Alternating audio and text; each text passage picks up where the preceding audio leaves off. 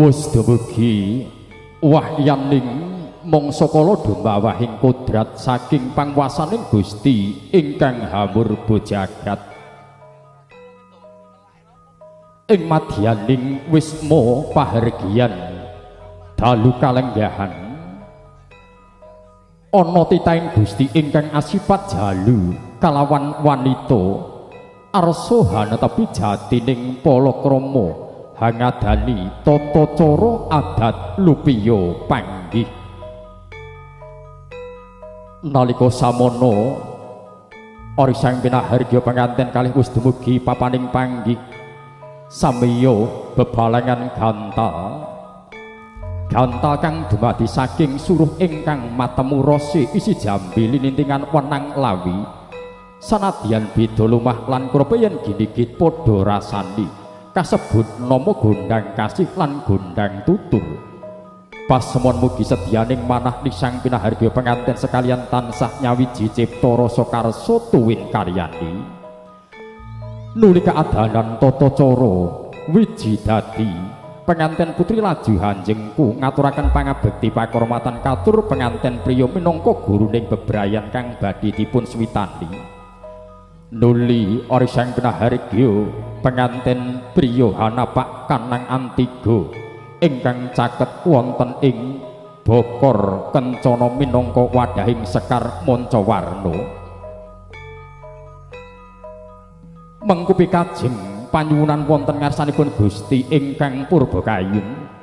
mugi hanggenya jejodohan pikantuk wahyu palakrama pinaringan tedhak turun putra putri ingkang soleh lan solikah. Tanggap magita-gita penganten putri hamiji ampeyanipun ingkang garwa ngadani tata cara upacara ranupada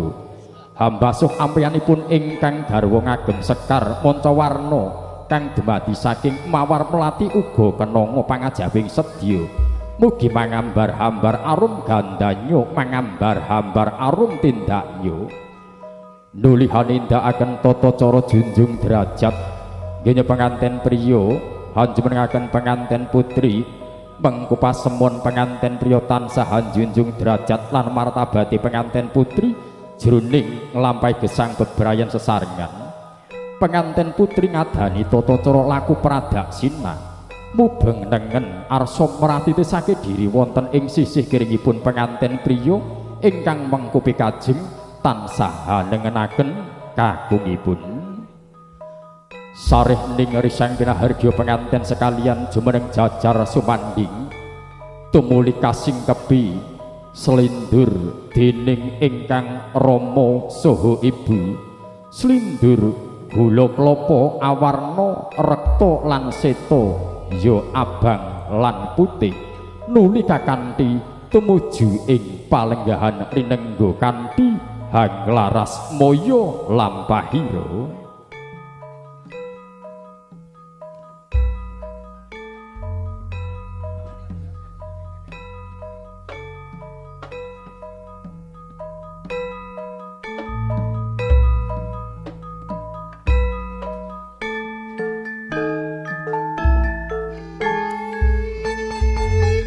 Slindur wis kasingkepagi marang penganten sakalian pralambang pralampita kinarya warak saking pujangga Jawi Ki Hajar Dewantara ing ngarsa Sung Tuladha ing madya mangun karsa tutwuri handayani ugi risang pinahargya penganten sarimbit mugi tansah tinuntun ing oreh kautaman sarta pinayungan ing budi rahayu wani ing bebener saha wedi marang kandistan. Ya mangkono iku penganten sakalian sing putri katon ayu sing kakung katon bagus sanadyan ora sami gumoyu ananging jroning galik wis padha sarju bilik menawi wonten gesehing penemu musyawarah kang den gugu salokane kadya lembu ingkang hanggeret garuluku ngangkate bareng sedatan benceng ing lagu sawusnya prapto palenggahan adi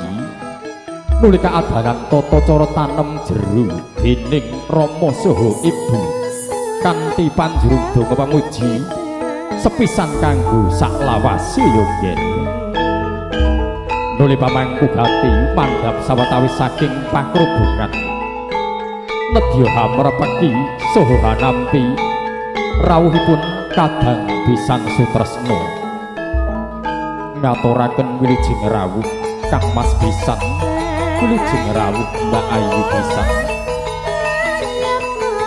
sumangga kula dherekaken lenggah satata wonten ing palenggahan sinebya hangestreni saha paring donga pangestu awit sedyaning para putra sumangga dikas kula dherekaken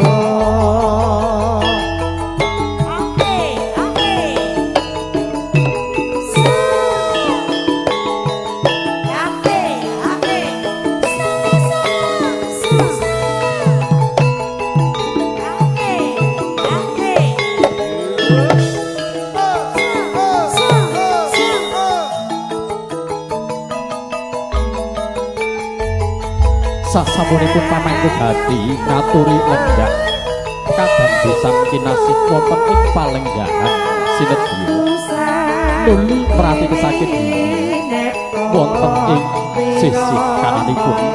penganten sekalian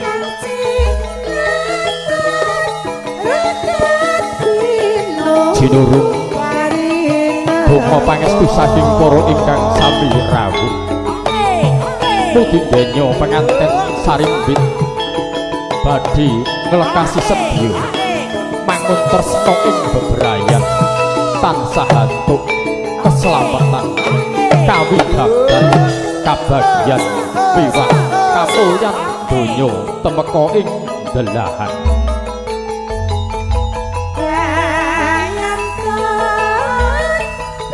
prajanjen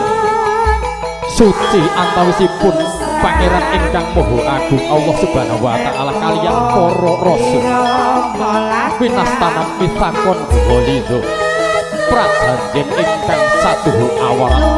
prajanjen ingkang tuhu abot tumraping titah manungsa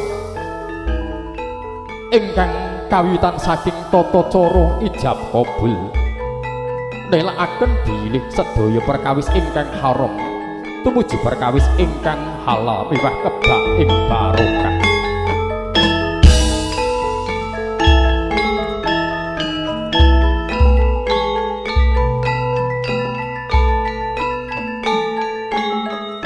lenggahipun